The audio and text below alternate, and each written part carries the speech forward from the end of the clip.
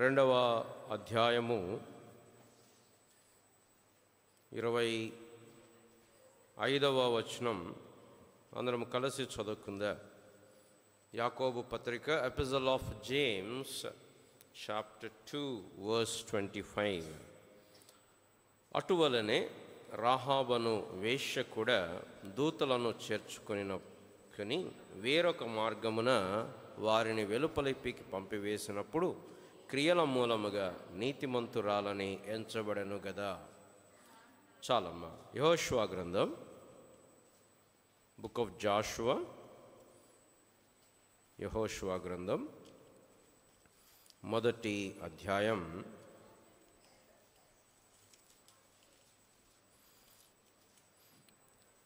2వ అధ్యాయం, క్షమించండి, 2వ అధ్యాయం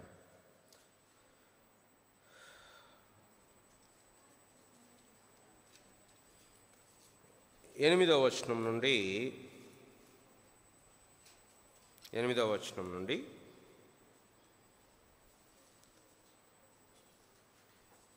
21వ వచనం వరకు మనం మార్చి చదువుకుందా.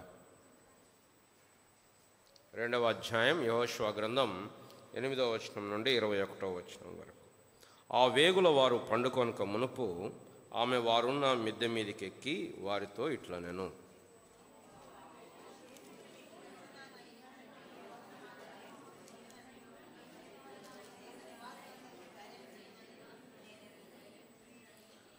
మీరు ఐగుప్తు దేశంలో నుండి వచ్చినప్పుడు మీ ఎదుట యెహోవా ఎర్ర సముద్రపు నీరును ఎలాగూ ఆరిపోజేసెను, యొర్దాను తీరమునున్న అమోరీయుల 2 రాజులైన సీహోనుకును ఓగునకును మీరేమి చేసితిరో అనగా మీరు వారిని ఎలాగూ నిర్మూలము చేసితిరో ఆ సంగతి మేము వింటిమి.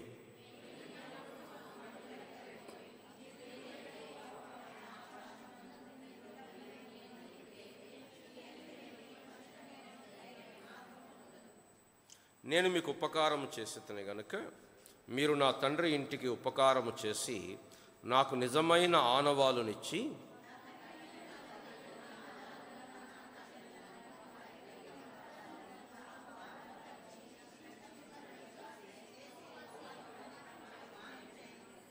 అందుకు ఆ మనుషులు ఆమెతో, నీవు మా సంగతి వెల్లడి చేయని ఎడల మీరు చావకుండునట్లు మీ ప్రాణములకు బదులుగా మా ప్రాణం ఇచ్చెదము. యెహోవా ఈ దేశమును మాకిచ్చినప్పుడు నిజముగా నీకు ఉపకారము చేసేదమనిరి.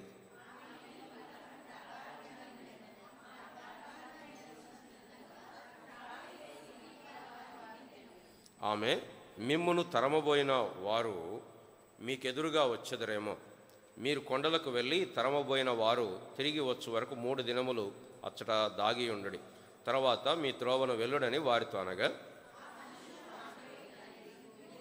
మేము ఈ దేశమునకు వచ్చువారము గనుక నీవు మా చేత చేయించిన ప్రమాణం విషయమై మేము నిర్దోషులమగునట్లు నీవు మమ్మను దించిన ఈ కిటికీకి ఈ ఎర్రని దారము కట్టి నీ తండ్రిని, నీ తల్లిని, నీ అన్నదమ్ములను, నీ తండ్రి ఇంటి వారిని అందరినీ నీ ఇంట చేర్చుకొనుము.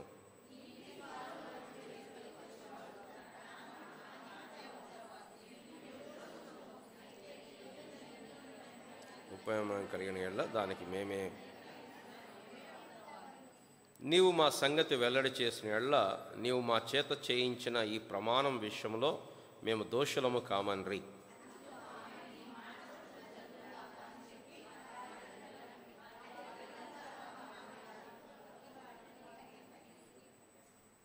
ప్రార్థన చేసుకుందా. ప్రేమ కలిగిన మా ప్రియపరలోకపు తండ్రి, మరొకసారి నిన్ను ఆరాధించడానికి చేరికూడి వచ్చిన మేము నీ సహాయం కొరకు నీ వైపు చూస్తున్నాం.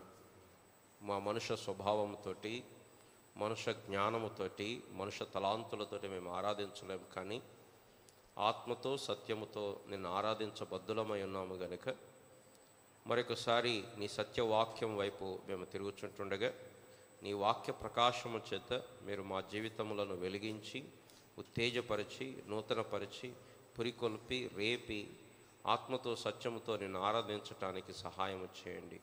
ఈ మంటి పాత్రను, బలహీనమైనటువంటి ఓటి కొండను జ్ఞాపకం చేసుకొని నీ దైవికమైనటువంటి ఆత్మాభిషేకంతో నింపి నీవు కావలసిన మాటలు అనుగ్రహించండి. దేవుని యొక్క వాక్యము తేటగా, స్పష్టముగా, ఎటువంటి ఆటంకములు లేకుండా బయలుపరచబడేదానికి, మా ఆరాధన నీకు అంగీకార యోగ్యముగా ఉండేదానికి సహాయము చేయమని, మా నోటి మాటలు, మా హృదయ దానము మీ దృష్టికి అంగీకారములగినట్లుగా చేయమని యేసు ప్రభు నామమున ప్రార్థించి అడిగి వేడుకుంటున్నాము తండ్రి.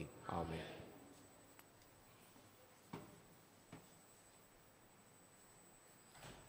బైబిల్లో అనేకమైనటువంటి క్యారెక్టర్స్ మనకి కనపడతా ఉంటారు. యేసు ప్రభువారి యొక్క వంశావళి మనకి మత్తయి సువార్తలో రాయబడినప్పుడు చాలామంది వాళ్ళ వంశం యొక్క పెద్దల పేర్లు రాయబడుతూ వచ్చాయి. కానీ అక్కడ కొంతమంది స్త్రీల పేర్లు కనపడతాయి. ఆ స్త్రీల పేర్లలో సారా పేరు, రిబ్కా పేరు ఇవి కనపడవు. ఏం కనపడుతున్నాయి? మొట్టమొదట తామారు పేరు కనపడుతుంది, దాని తర్వాత రాహాబు పేరు కనపడుతుంది, దాని తర్వాత రూతు పేరు కనపడుతుంది, దాని తర్వాత ఊరియా భార్య అయిన బత్షబ అని కనపడుతూ ఉంది.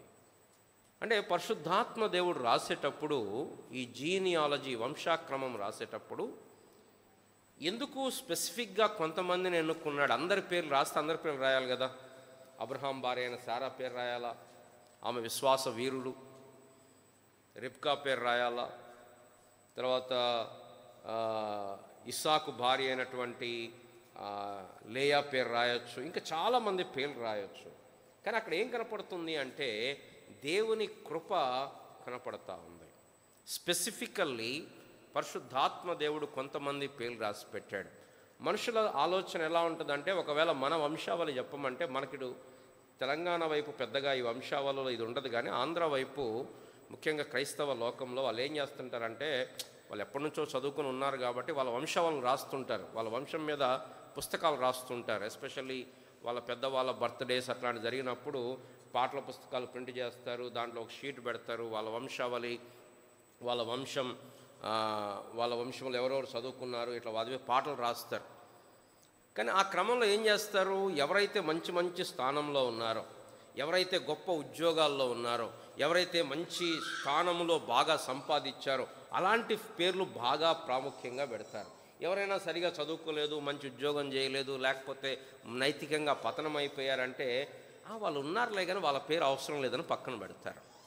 కానీ దేవుడు ఎలాంటి వారిని ముందుకు తీసుకొస్తున్నాడో మనం చూస్తే, అలాంటి స్త్రీలలో ఒక స్త్రీ రాహాబు. ఈమె గురించి మనకు తెలియనటువంటి స్టోరీ ఏం కాదు. ఇది సండే స్కూల్ పిల్లల్ని అడిగినా కూడా చక్కగా మనకంటే బాగా చెప్తారు. కనుక ఈ ఉదయకాల సమయంలో ఆ రాహాబు యొక్క జీవితాన్ని మనం చూసి ప్రభుని ఆరాధించడానికి మనం ముందుకు వెళ్దాం. పిల్లల రాహాబు గురించి కేవలం పాత నిబంధనలోనే కాదు, మనం చదివినట్లుగా కొత్త నిబంధనలో కూడా పరిశుద్ధాత్మ దేవుడు ప్రస్తావిస్తున్నాడు. అంటే దాదాపు 1500 సంవత్సరాల తర్వాత, అంటే మోషే కాలంలో క్రీస్తు పూర్వం 1500 సంవత్సరాలు, ఇప్పుడు 1500 సంవత్సరాల తర్వాత క్రీస్తు శకం 1వ శతాబ్దంలో యాకోబు భక్తుడు రాసేటప్పుడు ఆమె గురించి రాస్తున్నాడు. అంటే ఆమె ఎంత గొప్ప వ్యక్తి, అంటే ఆమెను అట్లా గుర్తుపెట్టుకోవడానికి కారణం ఏంటి అంటే, ఆమె చేసిన క్రియలేమీ మనకు కనపడవు. అంటే ఆమె ఏదో పెద్ద నాయకురాలు, నాయకత్వం వహించింది అలాంటి ఏం కనపడవు. తనకు వెనుక చరిత్ర చూస్తే మొట్టమొదటిగా రండి, యెహోషువ గ్రంథం 2వ అధ్యాయం. ఆమె కనానీయురాలు, అనగా ఆ యొక్క అన్య దేశస్థురాలు. ఎక్కడుంది? కనాను దేశంలో ఉంది. ఆమె అన్యజనురాలు. దేవుడైన యెహోవా ఇశ్రాయేలు ప్రజలకు ఇచ్చినటువంటి ఆజ్ఞ ఏంటంటే, ఆ దేశానికి వెళ్ళినప్పుడు అన్యజనులను, వారిని ఏమాత్రం కూడా వారితో సహవాసం చేయకూడదు, వారితో వీరు వీయమొందకూడదు. రండి, ద్వితీయోపదేశకాండం 20వ అధ్యాయం. ద్వితీయోపదేశకాండం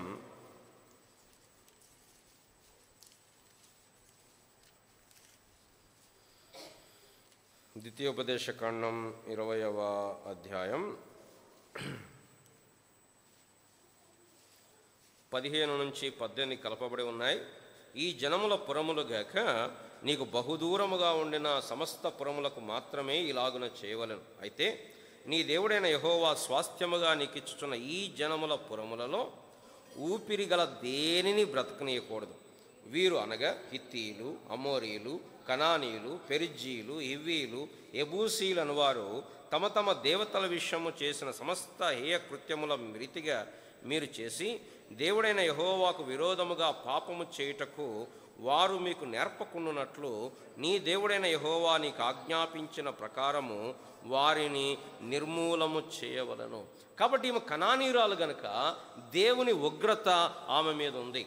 ఇప్పుడు ఇశ్రాయేలు ప్రజల ఉగ్రత ఆమె మీద నిలుచుంది. ఇప్పుడు ఆమె ఎంత గొప్ప ప్రమాదంలో ఉంది అంటే ఆమె ఇక ఆమె చనిపోవాల్సిందే, ఇంకా వేరే మార్గం లేదు. మొట్టమొదట ఆమె కనానీయురాలు. రెండవది ఆమె ఒక వేశ్యగా ఉంది. బైబిల్లో చాలా ఫర్బిడన్, అంటే పాపమంతా ఫర్బిడనే, దాంట్లో దేవుడు హేయముగా ఎంచింది లైంగికమైనటువంటి పాపము. ఆమె ఆ యొక్క వేశ్యగా జీవిస్తూ ఉంది.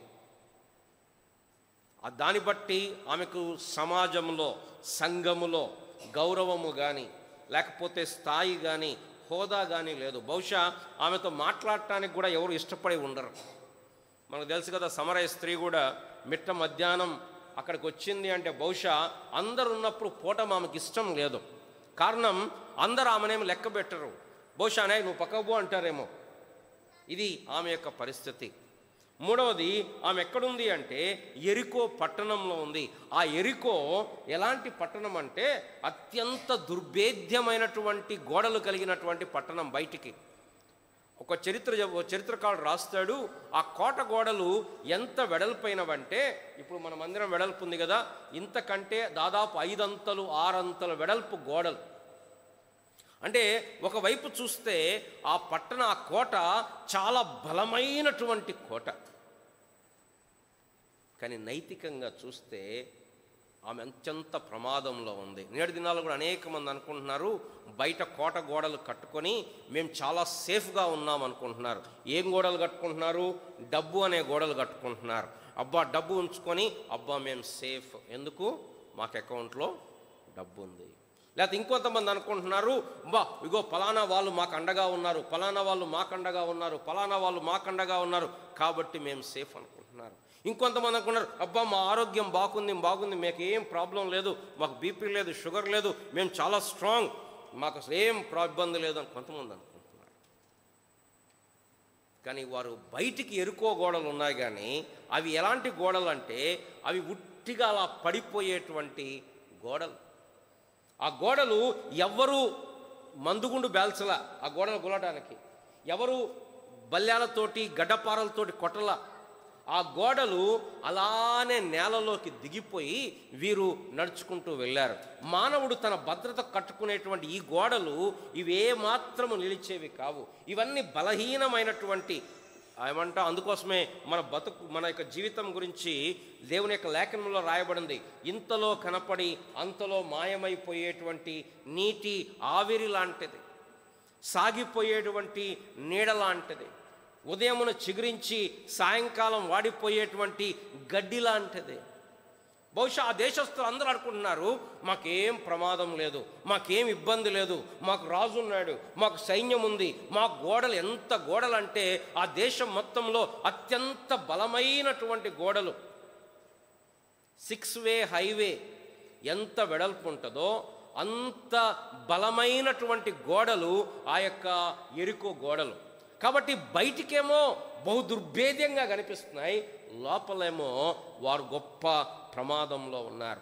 ఇంకో మాటలో చెప్పాలంటే శాపములో ఉన్నారు, శాప సహితమైనటువంటి స్థితిలో ఉన్నారు. మానవుని యొక్క బ్రతుకు కూడా ఇదే. దేవుని నుంచి దూరస్తులం, మనం నిబంధన లేని పరజనులం, మనము దేవునికి శత్రువులముగా ఉన్నాం, దేవుని నిబంధనలో లేము, మనం అన్యజనులము, మనము దేవుని ఉగ్రతకు పాపముల చేత అపరాధముల చేత చచ్చిన వారమై ఉన్నాం, స్వభావ సిద్ధముగా దైవోగ్రతకు పాత్రులమై ఉన్నాం. మన యొక్క స్థితి ఏంటంటే దేవుని కోపము మన మీద రగులుతూ ఉంది. చాలాసార్లు దేవుని ప్రేమ గురించి మాట్లాడుతూ ఉంటాం, కానీ అదే సమయంలో బైబిల్ దేవుని ప్రేమ గురించి ఎంత మాట్లాడుతుందో దేవుని కోపం గురించి కూడా అంత మాట్లాడుతుంది. ప్రతి పాపమును దేవుడు ప్రేమించలేడు. దేవుడు నిన్నను ప్రేమించలేడు. కారణం మనం పాపులం. మరి ఎలా ప్రేమిస్తున్నాడు? యేసు ప్రభు యందు మనల్ని ప్రేమిస్తున్నాడు. ఆ యేసు ప్రభుని తీసేస్తే దేవుడు మనల్ని ఎంత శిక్షించాలో మనకు అర్థమవుతూ ఉంటుంది. కాబట్టి ఇప్పుడు మొట్టమొదటిగా చూస్తే she is in hopeless situation. First point గుర్తుపెట్టుకుందాం, హోప్లెస్ సిట్యుయేషన్, నిరీక్షణ లేని స్థితి. అన్యజనురాలు, దేవునితో సంబంధం లేదు, దేవుని మందిరంతో సంబంధం లేదు, దేవుని ప్రజలలో భాగము కాదు. రెండవది, ఆమె స్థితి చూస్తే ఆమె బహుశా ధనవంతురాలు కాదు. ఆమె యొక్క వృత్తి చాలా నీచమైనటువంటి వృత్తి. ఆమెకు ఎటువంటి గౌరవం లేదు, ఆమెకు ఎటువంటి స్థితి లేదు సమాజంలో. నైతికంగా పతనమైపోయింది. చాలా మానసికంగా తను ఎంత ఇన్ఫీరియారిటీ కాంప్లెక్స్తో ఉన్నదో మనకు అర్థమవుతూ ఉంటుంది. మూడవది, ఆమె ఎరికోలో ఉంది. అది ప్రమాదమైనటువంటి స్థితి. ఈ సమయంలో రెండవ అంశం ఏంటంటే ఆమెలో విశ్వాసము కలిగింది. ఎలా కలిగింది? దేవుని యొక్క క్రియలు ఆమె విన్నది. ఏమి విన్నది? దేవుడైన యెహోవా ఎర్ర సముద్రమును పాయలు చేశాడు. ఎర్ర సముద్రం 2 పాయలైంది. సముద్రం ఇలా విభాగింపబడింది. దాని మధ్యలో నుండి ఇశ్రాయేలీలు వారు ప్రయాణం చేశారు. అది విన్నదామె. ఇశ్రాయేలు యుద్ధం చేసినప్పుడు అన్యజనుల రాజైనటువంటి సీహోనును, ఓగును వారు ఎలా నిర్మూలన చేశారో ఆమె విన్నది. ఎప్పుడైతే ఆమె విన్నదో ప్రియులారా, ఆమెలో విశ్వాసము కలిగింది. ఈ విశ్వాసమును బట్టి ఆమె దేవుని యందు విశ్వాసం ఉంచింది. పిల్లలు ఇక్కడ కూర్చున్న వారిని ఇంకెవరైనా మారు మనసు పొందకపోతే, రక్షణ పొందకపోతే, నువ్వెంత గొప్ప ప్రమాదభరితమైన స్థితిలో ఉన్నావంటే దేవుని ఉగ్రత మన మీద నిలిచి ఉన్నది. రక్షణ పొందని వారి మీద ఏముందంటే, God is not smiling at you. Remember, the moment we go to God, God is not smiling at you. దేవుడు నవ్వి చూసి అబ్బా ఎప్పుడొచ్చావు, బాగున్నావా, దా అనడు. కారణం మనం పాపులం. మన మీద దేవుని ఉగ్రత ఉంది. ఒకే ఒక్క ఎస్కేప్, విశ్వాసము. డబ్బు కాదు, పేరు ప్రఖ్యాతులు కాదు, అధికారము కాదు, ప్రభావము కాదు, ఇన్ఫ్లుయెన్స్ కాదు, కేవలం విశ్వాసం. ఆమెలో ఆ విశ్వాసము కలిగింది. ఆ కారణమును బట్టి ఆమె ఆ యొక్క స్పైస్ ఉన్నారు కదా, ఎవరు ఆ వేగు చూసేటువంటి వారిని ఆమె చేర్చుకుంటే వాళ్ళని వెతుక్కుంటూ సైనికులు వచ్చారు. ఆమె వారిని దాచిపెట్టింది, మిద్దె మీద దాచిపెట్టి వాళ్ళని పంపించేటప్పుడు చెప్పింది. ఏం చెప్పిందంటే, రండి. ఆమె కన్ఫెషన్ మనం చూస్తే ఇన్వర్డ్ ఫెయిత్, అవుట్వర్డ్ కన్ఫెషన్. ఆమె ఏం చెప్తుంది? ఆ స్త్రీ అన్న 11వ వచనం, మేము వినినప్పుడు మా గుండెలు కరిగిపోయాను. విచిత్రం ఏంటంటే ఈమె అన్యజనురాల, ఈమె దేవుని కార్యాలు గుర్తుపెట్టుకుంది. ఎప్పుడు? ఎర్ర సముద్రంలో దేవుడు పాయలు చేసింది గుర్తుపెట్టుకుంది. కానీ ఇశ్రాయేలు ప్రజలు వాళ్ళు మర్చిపోయారు. ఎన్నిసార్లు ప్రభువును శోధించారు, ఎన్నిసార్లు ప్రభువును వారు దుఃఖపెడుతూ వచ్చారు, వారు ప్రభు మీద సనుగుతూ వచ్చారు, ప్రభు మీద గునుగుతూ వచ్చారు. కారణం ఏంటి? వారు అవిశ్వాసం. వారు మర్చిపోయారు, క్రియలన్నీ మర్చిపోయారు. కానీ ఆసక్తికరమైన సంగతి ఏంటంటే ఇక్కడ ఒక అన్యజనురాలు ఆమె గుర్తుపెట్టుకుంది. 40 సంవత్సరాల క్రితం జరిగిన సంగతి గుర్తుపెట్టుకొని ఇప్పుడు ఏమంటుందంటే, మీ దేవుడైన యెహోవా పైన ఆకాశమందును క్రింద భూమి అందును దేవుడే. మీ ఎదుట ఎట్టి మనుషులకైనను ధైర్యం ఏమాత్రము ఉండదు. ఇది కన్ఫెషన్. ఏంటి? ఆయన దేవుడు. చాలామంది కన్ఫెషన్ ఏంటి? ఆయన వ్యాధులను పోగొడతాడు, అంతవరకే. కొంతమంది కన్ఫెషన్ ఏంటి? ఆయన ఇబ్బందులు తీరుస్తాడు, అంతవరకే కన్ఫెషన్. అంటే లోపల, అంటే ఆ విషయంలో ఆయన సహాయపడతాడు, మిగతా విషయాల్లో ఆయన పెద్దగా అవసరం లేదు. అంటే చాలామందికి దేవుడు ఎప్పుడు కావాలి? ఇబ్బందులు వచ్చినప్పుడు, కష్టం వచ్చినప్పుడు, ఏమన్నా అవసరాలు ఉన్నప్పుడు, అక్కరతలు ఉన్నప్పుడు, అప్పుడు దేవుడు కావాలి. అన్నీ బాగుంటే, అన్ని పరిస్థితులు బాగుంటే వారి విషయాల్లో అనుకుంటున్నారు దేవుడు అవసరం లేదు అనుకుంటున్నారు. అందుకోసం చాలాసార్లు ప్రార్థనా కూడిక మనం పెద్ద గనపడం. ఎందుకు? మనకేం అవసరాలు లేవు. అదే మన కష్టాలు, శ్రమలు, ఇబ్బందులు, శోధనలు ఉంటే పరుగెత్తుకొని కన్నీరు పెట్టుకొని ప్రభువా నన్ను కరుణించు అని చెప్పి దేవుని మందిరం వైపు పరుగులు పెడతాం. అవి రావాలని నేను కోరుకోవట్లేదు, కానీ మన జీవితాలు అది నిజం. మన జీవితాల్లో శ్రమలు, కష్టములు, ఇబ్బందులు ఉన్నప్పుడు మన ప్రార్థన వేరే ఉంటుంది, దేవునితో మన సహవాసం వేరే ఉంటుంది. అవి లేనప్పుడు మన సహవాసము, మన ప్రార్థన వేరే ఉంటుంది. ఇక్కడ ఆమె ఏమంటుంది? దేవుణ్ణి ఒప్పుకుంటుంది. ఏమని ఒప్పుకుంటుంది? ఆకాశమందు భూమి మీద ఆయనే దేవుడు, ఇంకెవరు లేరు. ఎక్స్క్లూజివిటీ. చాలామంది ఏమొప్పుకుంటారు? యేసు ప్రభు కూడా దేవుడే, మీ దేవుడు కూడా దేవుడే. కూడా లేదు, ఆయనే. నేనే దేవుడను, నేను తప్ప వేరే దేవుడు లేడు. భూదిగంత నివాసులారా నా వైపు చూచి రక్షణ పొందుడి, నేను తప్ప వేరొక దేవుడు. It's exclusivity. దేవుళ్ళు ఇద్దరు ఉండలేరు, దేవుళ్ళు ఇద్దరు ముగ్గురు ఉండలేరు. ఓన్లీ వన్, ఒక్కళ్ళు మాత్రమే ఉంటారు. మంత్రులు అనేక మంది ఉంటారు, కానీ ప్రధానమంత్రి ఒక్కడే ఉంటాడు. రాష్ట్రపతి ఒక్కళ్ళే ఉంటారు, ముఖ్యమంత్రి ఒక్కడే ఉంటాడు. ఒక రాష్ట్రానికి ఇద్దరు ముఖ్యమంత్రులు ఉండలేరు. ఉంటే ఉప ముఖ్యమంత్రి అవుతాడు తప్ప ముఖ్యమంత్రి అయితే గారు. అట్లాగే దేవుళ్ళు అనేక మంది ఉండలేరు. ఆ పొజిషన్ ఒక్కళ్ళు మాత్రమే ఉండేది. ఇప్పుడు రాహాబు అది గుర్తించి ఒప్పుకుంటుంది ఆయన దేవుడు. ఒప్పుకోవడం మాత్రమే కాదు, ఆమె విశ్వాసముతోటి క్రియలు చేస్తుంది. ఏం చేస్తుంది? వారిని దాచిపెట్టింది. వారి రాజుకు వ్యతిరేకంగా వారి రాజు వచ్చి అడిగినా ఆమె దాచిపెట్టి వారిని పంపించి వేసింది. కొత్త నిబంధనలో యాకోబు అంటాడు, ఆమె నీతిమంతురాలుగా తీర్చబడింది. పిల్లరా, ఈ ఉదయకాల సమయంలో మన ఆరాధన ఏంటంటే, మనం కూడా ఒకప్పుడు పాపంలో ఉన్నాం, దేవుని ఉగ్రతకు మనము పాత్రులమై ఉన్నాం, అన్యజనులమై ఉన్నాం, దేవుని నుంచి దూరమైపోయి ఉన్నాం. ఇక మన స్థితి ఏంటంటే దేవుని ఉగ్రతే, చనిపోతే నరకమే, యుగయుగాలు అగ్నిగుండములో ఉండడమే. ఈ లోకంలో కూడా మనల్ని ఎవరు గుర్తించే వాళ్ళు లేరు, మనల్ని ఎవరు మెచ్చుకునే వాళ్ళు లేరు, మనల్ని ఎవరు గణపరిచే వాళ్ళు లేరు. మన జీవితం, మన పాపమును బట్టి మన జీవితం, ఒకవేళ కొన్నిసార్లు అచీవ్మెంట్స్ బట్టి మనుషులు మెచ్చుకోవచ్చేమో, కానీ లోపల మన జీవితం పతనమైపోయినటువంటి జీవితం. కానీ దేవునికి స్తోత్రం, ఆ దేవుడు ఆ యెరికో పట్టణంలో కొన్ని వేల లక్షల మంది ఉండగా ఈ ఒక్క వేశ్యావృత్తిలో ఉన్న ఈ స్త్రీని దేవుడు ఆమెను రక్షించటానికి పూనుకున్నాడు. ఆమె విశ్వసించింది. ఆ కారణమును బట్టి ఆమె ఆ పట్టణములో ఆమె కుటుంబము రక్షించబడుతూ వచ్చింది. నీతిమంతులుగా తీర్చబడ్డారు. ఆ మాట చదువుదామా? ఆ మాట చాలా ప్రాముఖ్యమైనటువంటి మాట.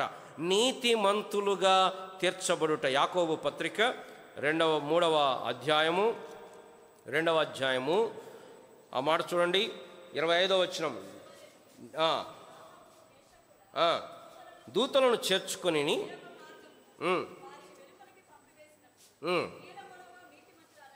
ఎంచబడి, she was counted righteous. She may not be righteous, ఆమె నీతిమంతురాలు కాదు, కానీ నీతిమంతురాలుగా ఎంచబడింది. దీన్ని ఏమంటున్నాం? జస్టిఫికేషన్. ఎలా జరిగింది మన జీవితంలో? యేసు ప్రభువారు మన పాప శిక్ష అంతా తన మీద వేసుకొని, మనం పొందాల్సిన శిక్ష, మనము భరించాల్సిన పాప శిక్ష ఆయన భరించి కలువరి శిలువలో మరణించాడు. మన పాపము ఆయన మీద మోపబడింది, ఆయన నీతి మనకు కప్పబడింది. Double exchange. మన పాపము యేసు ప్రభువారి మీద మోపబడింది, దాన్ని బట్టి ఆయన శిక్షించబడ్డాడు. ఆయన నీతి 33.5 సంవత్సరాలు ఏ పాపము లేకుండా ధర్మశాస్త్రమును పూర్తిగా పాటించి నీతిని సంపాదించుకున్నాడో ఆ నీతి మనకు కప్పివేయబడింది. మనం నీతిమంతులమయ్యాం. పాపమెరుగని ఆయన మన కోసం పాపముగా చేయబడ్డాడు. ఆ కారణమును బట్టి ఇప్పుడు మనం నీతిమంతులమని ఎంచబడుతున్నాం. దీంట్లో మన భక్తి లేదు, దీంట్లో మన శక్తి లేదు, దీంట్లో మన క్రియలు లేవు. ఇది మన వలన జరిగింది కాదు, ఎవడును అతిశయపడ వీలు లేదు. ఇది దేవుడు తన మహాకృప చేత నిన్ను నన్ను నీతిమంతులుగా ఎంచాడు. ఇప్పుడు ఈ రాహాబు జీవితంలో కూడా ఆమె దేవుని క్రియలు గుర్తించి విశ్వాసం ఉంచిన కారణమును బట్టి ఆమె నీతిమంతురాలుగా ఎంచబడింది. ప్రియులారా, మనం రక్షణ పొందింది ఆజ్ఞలను పాటించి కాదు. మనకు తమ్ముడు ఎవరో ఆవేశం మీద నాకు ఫోన్ చేసి, ఎవరు నాకు కూడా తెలియదు, ఆయనతో సిద్ధాంతం నమ్మాడు. ఏంటంటే ఈ ఆదివారం మీరు కూడుకోకూడదు, శనివారమే కూడుకోవాలా. నేను కాలేజీలో ఏదో పనిలో ఉన్నాను, ఏదో ఫోన్ వస్తే ఎత్తాను. అప్పుడు మా పిల్లల కాలేజీ నుంచి అటు నుంచి ఫోన్లు వస్తాయి కాబట్టి కొన్నిసార్లు ఎత్తుతాను. వెంటనే అన్నాడు, మీరు ఆజ్ఞలు పాటిస్తేనే కదా పరలోకానికి పోయేదాన్ని. అసలు నువ్వెవరు అన్నా. నేను మీ ఇంటి దగ్గర ఉంటాను, మీరు ఆజ్ఞలు పాటిస్తే పరలోకానికి పోతాను ఎవరు చెప్పారు నీకు అంటే, లేదా పాటించకపోతే మీరు ఆదివారం కూడుతున్నారు, మీరు శనివారం కూడుకోవాలా, అప్పుడే ఆజ్ఞలు పాటించినట్టు. సరే నేను అప్పటికి మాట్లాడే ఓపిక లేక, తమ్ముడు నీకు ఏదైనా నేర్చుకోవాలంటే నా దగ్గర రా, నేను మాట్లాడతాను. ఫోన్లో ఈ టైంలో నిజంగా నువ్వు నేర్చుకోవాలనుకుంటే రా, ఆర్గ్యుమెంట్స్కి అయితే నాకు అంత టైం లేదు, నువ్వు చెప్పేది వినాలనే ఓపిక కూడా లేదు అంటే మీ ఇష్టం మరి అన్నాడు. నాకు మీ ఇష్టం, నీ ఇష్టమేనా ఆయన, నేను కూడా చెప్పాను. అంటే ప్రజలు ఏమనుకుంటున్నారంటే మనం ఆజ్ఞలను పాటిస్తే పరలోకానికి పోతామనుకుంటున్నారు. పిల్లరా, మన క్రియల ద్వారా ఏ మనుషుడు నీతిమంతుడని ఎంచబడడు. ధర్మశాస్త్ర సంబంధమైన క్రియ అసలు అది కాన్సెప్టే కాదు. మన క్రియల ద్వారా మనం పరలోకానికి పోవటం లేదు. ఇప్పుడు రాహాబు కూడా ఆమె కాపాడబడింది. ఎలా కాపాడబడింది? వారు చెప్పారు. ఏం చెప్పారు? అమ్మా ఓ పని చేయి, మీ ఇంటికి ఎర్రటి తొగరు దారము ఆ ఇంటికి కట్టు. ఆ దారం చూసినప్పుడు, ఎర్రని దారం చూసినప్పుడు మేము చుట్టూ మొత్తం నాశనం చేస్తాం, ఆ ఇంటిని మాత్రం వదిలిపెడతాం. మన జీవితంలో కూడా జరిగింది ఏంటది? మనం యుద్ధం చేయలా, మనం గెలవలా, మన మీద ఆ గొర్రె పిల్ల యొక్క రక్తము ఉంచబడింది. ఇశ్రాయేలీలు పస్కా పండుగలో ఎట్లాగా రక్తం చూశారో, రక్తమును వారి ద్వారబంధాల మీద, నిలువు కమ్మీల మీద, అడ్డ కమ్మీల మీద పూశారో, మనము కూడా మన భక్తి కాదు మన ఆధారం, మన శక్తి కాదు, మన క్రియలు కాదు, మనం ఏంటంటే యేసు ప్రభువులో దాగి ఉన్నాం. ఆయన రక్తము మన ప్రతి పాపమును కడిగి నీతిమంతులుగా చేస్తుంది. కాబట్టి ఇప్పుడు రాహాబు రక్షించబడింది. ఆ యెరికో పట్టణం మొత్తం నాశనం చేయబడింది. అందరూ, రాజు మొదలుకొని చివరిగా అందరూ, నా స్త్రీలు, పురుషులు, పిల్లలు, ఏ భేదం లేదు, అందరూ నాశనం అయిపోయారు. ఒకే ఒక్క రాహాబు కుటుంబము తప్ప. ఎందుకు? రాహాబు వాళ్ళందరికంటే మంచిదా? రాహాబు అందరికంటే నీతిగా జీవించిందా? రాహాబు అందరికంటే భక్తిగా జీవించిందా? ప్రతిరోజు మందిరానికి పోయిందా? ప్రతిరోజు బైబిల్ కాదు. ఇది దేవుని కృప. ఒక్కటే ఆమె చేసింది ఏంటంటే, వారు చెప్పినట్లుగా ఆ తొగరు దారం ఎర్ర దారము ఆమె కట్టింది. పిల్లరా, నా జీవితంలో కూడా రక్షణ అనేది ఇది మనం సంపాదించుకున్నది కాదు, ఇది మనం తెచ్చుకున్నది కాదు, ఇది మన వలన కలిగినది కాదు. ఇది దేవుని వరమే. మనకంటే మంచివారు, మనకంటే శ్రేష్ఠులు, మనకంటే గనులు, మనకంటే ధనవంతులు, మనకంటే అందమైన వారు, మనకంటే జ్ఞానము కలిగిన వారు, మనకంటే నిష్ట కలిగిన వారు, మనకంటే భక్తి కలిగిన వారు లోకంలో అనేక మంది ఉండగా, పిల్లరా మిమ్మల్ని పిలిచిన పిలుపును చూడి. మీలో లోకరీతిని గనులైనను, జ్ఞానులైనను, గొప్ప వంశపు వారైనను అనేకులు పిలవబడలేదు. కానీ ఏ శరీరియు దేవుని ఎదుట అసహ్యింపకున్నట్లు లోకములో నుండి బలవంతులను సిగ్గుపరచుటకు లోకములో బలహీనులైన వారిని దేవుడు ఏర్పరచుకొని ఉన్నాడు. లోకములో జ్ఞానులను సిగ్గుపరచుటకు వెర్రివారిని దేవుడు ఏర్పరచుకుని ఉన్నాడు. ఎన్నికైన వారిని వ్యర్థము చేటకై ఎన్నిక లేని వారిని, తృణీకరించబడిన వారిని, నీచులైన వారిని దేవుడు ఇది కేవలం కృప. ఇది కేవలం కృప. కాబట్టి రక్షణ మనలోంచి రాదు, రక్షణ దేవుని నుంచి వస్తుంది. ఇది దేవుడు తన కృప చేత నీకు నాకు నువ్వు నేను ఆరాధించుకుని ఎట్లా ఉండగలుగుతాం? ప్రభువా నిజంగా అంటే చాలాసార్లు మనం ఎప్పుడు థ్యాంక్స్ చెప్తాం? చిన్న విషయానికి థ్యాంక్స్ చెప్తాం. అసలు ఇక్కడ జరిగింది ఏంటంటే, మనం ఏం మాత్రం కూడా పాత్రులం కాదు. ఆమె వేశ్య, ఆమె కనానీరాలు, ఆమెను ఎవరు గుర్తించరు. ఆమె యెరికోలో ఉంది, దేవుని ప్రజల్లో లేదు, కానీ ఆమె కాపాడబడింది. విశ్వాసము, ఆ ఎర్ర తొగరు దారముతోటి ఆమె ఇంటికి కట్టుకుంది. ఆమెను వారు కాపాడుతూ వచ్చారు. అంత మాత్రమే కదా, బైబిల్ చెప్తుంది ఆమె నీతిమంతురాలిగా తీర్చబడింది. ఎట్లాగా? విశ్వాసమును బట్టి. విశ్వాసముతో ఆమె క్రియలు చేసింది. ముందు క్రియలు తర్వాత విశ్వాసం కాదు, ముందు విశ్వాసము తర్వాత క్రియలు. మీరు విశ్వాసము చియాన్ షో విశ్వాసము ద్వారా క్రియలు ఆమె చేసింది. ఆమె నీతిమంతురాలు అని తీర్చబడింది. నీ నా జీవితంలో కూడా మనం నీతిమంతులంగా దేవుడు తీర్పు తెరిచాడు. మనుషులు ఏదైనా చెప్పొచ్చు, సాతాను ఏదైనా చెప్పొచ్చు, దేవుడు ఏమన్నాడు? ఇతడు నీతిమంతుడు. కదా, మీకు గుర్తొస్తుందా? ఏం గుర్తొస్తుంది? జకర్యా గ్రంథం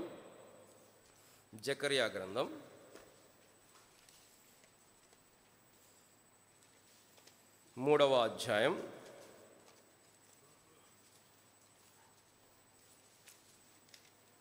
3వ అధ్యాయం 1వ వచనం. యెహోవా దూత ఎదుట ప్రధాన యాజకుడైన యెహోషువ నిలవబట్టయు సాతాను ఫిర్యాది అయి అతని కుడిపార్శ్వం నిలబట్టయు అతడు నాకు కనపరచను. 3వ వచనం. యెహోషువ మలిన వస్త్రములు ధరించిన వాడై దూత సముఖములో నిలవబడి ఉండగా దూత నిలుచున్న వాటిని చూచి ఇతని మైల బట్టలు తీసివేయడని ఆజ్ఞాపించి, నేను నీ దోషమును పరిహరించి ప్రశస్తమైన వస్త్రములతో నిన్ను అలంకరించుచున్నానని సెలవిచ్చాను. ఎలా ఉన్నాడు? 2వ వచనం. సాతాను యెహోవా నిన్ను గద్దించును, యెరూషలేమును కోరుకుని యెహోవా నిన్ను గద్దించును, ఇతడు అగ్నిలో నుండి తీసిన కొరివలే. ఆ మాట ముందు చెప్పాడు. దాని తర్వాత తన యొక్క మైల బట్టలు తీసివేసి ప్రశస్తమైన వస్త్రములు ఇచ్చాడు. నీ నా రక్షణలో మన భాగమేమీ లేదు, ఇది కేవలం కృపచేత అనుగ్రహం. కాబట్టి ఎవడు అతిశయపడ వీళ్ళు. చాలాసార్లు మనలో అతిశయం వస్తుంది. నేను ఇది చేశాను, నేను అది చేశాను, నేను ఎట్లా సేవ చేశాను, నేను ఇలా ఇచ్చాను, లేకపోతే నేను ఇలా చేశాను, ఇంతమందికి చెప్పాను. ఏం లేదు, ఇది కేవలం కృప. కాబట్టి రాహాబు జీవితంలో ఆమె యొక్క జీవితాన్ని చూస్తే పిల్లరా, ఆమె నీతిమంతురాలుగా తీర్చబడింది. ఇప్పుడు ఏమైపోయింది రాహాబు? ఇప్పుడు రాహాబు ఇశ్రాయేలులో ఉంది. రండి, యెహోషువ గ్రంథం 6వ అధ్యాయం. యెహోషువ గ్రంథం 6వ అధ్యాయం 25వ వచనం. రాహాబును వేశ్య యెరికోను వేగు చూచుటకు యెహోషువ పంపిన దూతలను దాచిపెట్టి ఉండను గనుక అతడు ఆమెను, ఆమె తండ్రి ఇంటి వారిని, ఆమె కలిగిన వారినందరినీ బ్రతకనిచ్చను. ఆమె నేటి వరకు ఇశ్రాయేళ్ల మధ్య. ఇప్పటిదాకా ఆమె కనానీరాలు, ఇప్పుడు ఆమె ఇశ్రాయేలీరాలు. ఇప్పటిదాకా ఆమె దేవునికి దూరస్తురాలు, ఇప్పుడు ఆమె దేవుని సమాజంలో భాగమైపోయింది. ఇప్పటిదాకా ఆమెకు నిబంధన లేదు, ఇప్పుడు ఆమె నిబంధనలో భాగమైంది. ఇప్పటిదాకా దేవుడు లేడు, ఆమెకు దేవుడు ఉన్నాడు. ఇప్పటిదాకా ఆమెకు మందిరం లేదు, ఇప్పుడు దేవుని మందిరం ఉంది. ఇప్పటిదాకా ఆమెకు యాజకులు లేరు, ఇప్పుడు యాజకుడు ఉన్నాడు. ఇప్పటిదాకా బలులు లేవు, ఇప్పుడు ఆమెకు బలులు ఉన్నాయి. పాత నిబంధనలో ఆమె జీవితం మారిపోయింది. నేను ఆ జీవితం కూడా చూస్తే ఒకప్పుడు పాపం, దేవునికి విరోధం, దేవునితో శత్రుత్వం. ఇప్పుడైతే యేసు ప్రభువారిని బట్టి మనం దేవునికి సమీపస్తులమైనాం, దేవునికి దగ్గరైపోయినాం, దేవుని పిల్లలమైనాం. ఇప్పుడు మనకి యాజకుడు ఉన్నాడు, యేసు ప్రభువారు అనేటువంటి యాజకుడు ఉన్నాడు. నువ్వు నేను పాపం చేస్తే మన పక్షమును వాదించటానికి, మన పక్షం నిలబట్టడానికి ఇదిగో నేనున్నాను అనే ఉత్తరవాది, యేసుక్రీస్తును ఉత్తరవాది మనకున్నాడు. మన విషయంలో సానుభూతి చూపగలవాడు, మన విషయంలో సహానుభవం గలవాడు, మనం అర్థం చేసుకునేవాడు, మనల్ని ప్రేమించేవాడు, మనం పడినప్పుడు లేవనెత్తేటువంటి వాడు. ఇప్పుడు మనం యాజకులమైన, రాజులైన యాజక సమూహమైన, ఇప్పుడు పరలోక జాబితాలో జీవపు గ్రంథములో మన పేర్లు రాయబడుతూ వచ్చాయి. ఇది ఎంత గొప్ప మార్పు! ఈ మార్పుకు మనం ఏమాత్రం అర్హులము కాదు. దీన్ని మనం సాధించుకోవాలా, ఇది మనం తెచ్చుకోవాలా. ఇది కేవలం కృపచేత ఇయ్యబడుతూ వచ్చింది. ఒకవేళ సాధించుకుందామన్నా ఇది మన వల్ల అయ్యేది కాదు. కూషు దేశస్థుడు తన చర్మంను ఎలా మార్చుకోగలుగుతాడు? వల్ల కాదు. చిరుతపులి తన మచ్చలను ఎలాగ మార్చుకుంటుంది? వల్ల కాదు. ఇది కేవలం దేవుడు చేస్తుంది. ప్రియులారా, రాహాబు జీవితంలో ఆమె జీవితం ఎంత డ్రాస్టిక్గా మారిపోయిందంటే, ఒకప్పుడు కనానీరాలు, ఇప్పుడు ఇశ్రాయేలీయులారు. ఒకప్పుడు ఆమె ఇశ్రాయేల్లో ఆ కనాన్లో వేశ్యగా ఉండేది, ఇప్పుడు ఆమెకు పెళ్ళయింది. ఆమె భర్త పేరు షల్మాన్. చరిత్ర చెప్తుంది, ఆ వెళ్ళిన వేగులలో, బైబిల్లో లేదు, చరిత్ర చెప్పేది. ఆ వెళ్ళిన వేగులలో ఒక వేగు ఆమెను పెళ్లి చేసుకున్నాడు. దాని తర్వాత ఆమె పేరు ఎక్కడ కనపడుతుంది? మళ్ళీ మత్తయి సువార్త 1వ అధ్యాయంలో షల్మాను నందు రాహాబు నందు బోయజును కనెను. బహుశా మరి డైరెక్ట్ తల్లి కావచ్చు, లేదా యాన్సెస్టర్ తల్లి కావచ్చు. బైబిల్లో వంశావళి అంటే డైరెక్ట్ తల్లి అని కాదు. వంశావళిలో డైరెక్ట్ అంటే 2-3 జనరేషన్లు స్కిప్ చేస్తారు కూడా. కాబట్టి ఆ యేసు ప్రభువారి యొక్క జన్మ క్రమములోనికి, వంశావళిలోనికి రాహాబు అసలు ఏంటి, ఎట్లా, హౌ ఇట్ ఈస్ పాసిబుల్?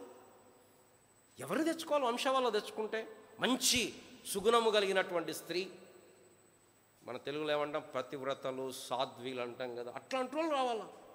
కానీ ఇక్కడ ఒక వేశ్య, ఆమె కూడా కనానీరాలు,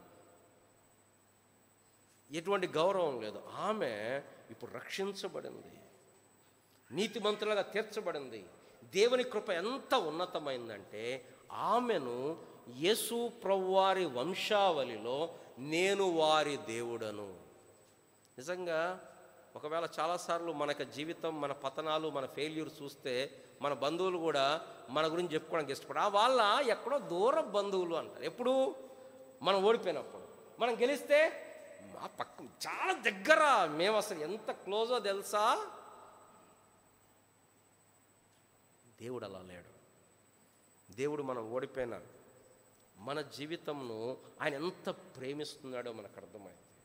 కనుక రాహాబు జీవితం ఎంత అద్భుతంగా మారిందంటే పిల్లరా, తరతరాలు అంటే 1500 సంవత్సరాల తర్వాత, ఇప్పటికైతే 3500 సంవత్సరాల తర్వాత మనం రాహాబు గురించి మాట్లాడుకొని ఉంటాం.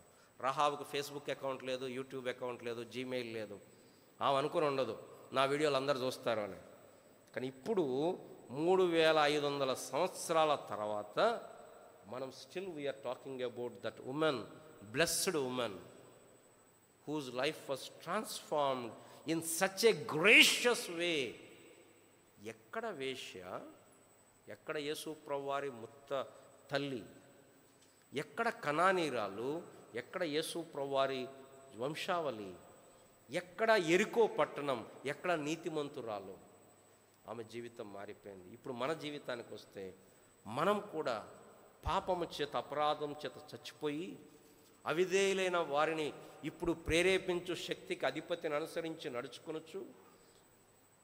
మునుపు మన శరీర కోరికలను తీర్చుకొనొచ్చు. స్వభావ సిద్ధముగా దైవోగ్రతకు ఇక్కడ కూర్చున్న వారి రక్షణ పొందకపోతే, మారు మనసు పొందకపోతే, don't think that God is loving you. దేవుడు ప్రేమిస్తున్నాడు కానీ దేవుడు నిన్ను వదిలిపెడతాడు అనుకోవద్దు. కారణం ప్రతి పాపం వెనకాల దేవుని ఉగ్రత ఉన్నది. కానీ దేవుని స్తోత్రం, యేసు ప్రభువారు మధ్యలో వచ్చి మనం పొందాల్సిన శిక్ష ఆయన అనుభవించి ఇప్పుడు మనల్ని ఏం చేశాడు? ఇప్పుడు మనం దేవుని పిల్లలమయ్యాం. ఎందరు ఆయన అంగీకరించరో అనగా తన నామందు విశ్వాసం ఉంచిన వారికి దేవుని పిల్లలగుటకు ఆయన అధికారము. ఒకప్పుడు ఎవరి పిల్లలం? సాతాను సంబంధులం, చీకటి సంబంధులం, చీకటి పిల్లలం. ఇప్పుడు మనం దేవుని పిల్లలమైనా. ఎలాగైనా మనం కావాలని కాలేదు, దేవుని కృప. రెండవది, ఒకప్పుడు మనం నాశనంలో ఉన్నాం, ఇప్పుడు జీవంలోకి వచ్చాం. ఒకప్పుడు చీకట్లో ఉన్నాం, ఇప్పుడు వెలుగులోకి వచ్చాం. ఒకప్పుడు దేవునికి దూరస్తులం, పాపులం, ఇప్పుడు రాజులైన యాజక సమూహం. ఒకప్పుడు చీకటి, ఇప్పుడు ఆశ్చర్యకరమైనటువంటి వెలుగు. దీంట్లో మనం సాధించింది, మనం తెచ్చుకున్నది లేదు. ఇది కేవలం దేవుని అమూల్యమైన అద్భుతమైన కృప. ఆయన పాదముల దగ్గర సాగిలపడి, ప్రభువా ఇంతగా నన్ను ప్రేమించటానికి నేను ఏం చేశాను, నాలో ఏముంది ప్రభువా, ఇది కేవలం నీ కృప అని చెప్పి మనం ప్రభువును స్తుతించి ఆరాధిద్దాం. మనం లేచిన పాట పాడుకుందాం. కుమార్